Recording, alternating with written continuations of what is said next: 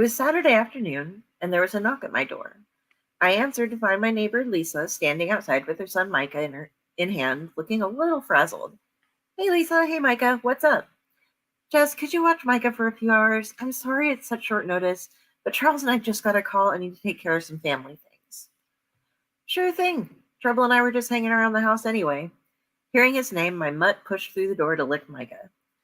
Thanks, I should be able to pick him up after dinner. She fished in her purse. Here's a 20. Get yourself some pizza, maybe?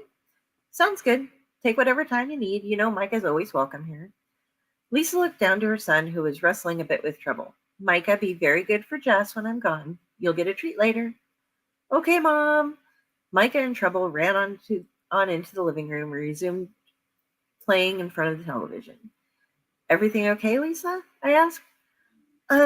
Yeah, I'd rather not go into it. It's just bad timing for us, that's all. She paused for a moment, thinking something over.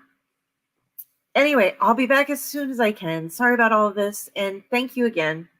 She rushed back over to a driveway where Charles was waiting in the car already. I guess it was a good thing I was home to take care of Micah. Crashing back onto the couch, I started flipping through channels to something more suited to an 8-year-old. He was a fan of How to Train Your Dragon, and it didn't drive me absolutely insane, so it was our usual compromise. Micah stretched out on his belly, kicking his feet up with his chin in his palms, and the dog settled in beside him. Micah had become a staple in my home shortly after he and his parents had moved in about a year ago. Trouble had been living up to his name and had bolted out of the door when I was trying to bring in a few armloads of groceries. Rather than running off down the street, though, he had stopped and started playing with the little brown-haired boy in the lawn next door. His parents had come out to meet me when I went to collect him and introduce themselves. Lisa and Charles Davis were in their early 30s. Lisa worked as an office administrator, and Charles was a consultant of some sort who often went out of town on trips. Lisa confided to me early on that Micah was adopted and had had a rough time adjusting with, but seemed to be doing better now. I decided it was best not to talk about it with Micah unless he brought it up first. He and Trouble got on famously, and due to my utter lack of a social life, I spent a lot of time babysitting when Charles was out of town and Lisa had something to do in the evenings. The Davises had also watched over Trouble for me when I went on a trip to see my family for the holidays. After a few more cartoons, I ordered a pizza, pepperoni, and flipped the news back on to catch up on the world a bit while we ate.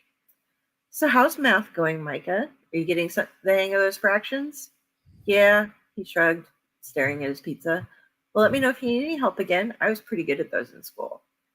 He sniffled and set down his pizza. Something wrong, kiddo? I put my pizza on my plate and wiped my mouth, concerned with seeing him suddenly so upset. His lower lip trembled, and he wiped a tear away from his eye with his fist. Hey, what's the matter? I patted the couch beside me.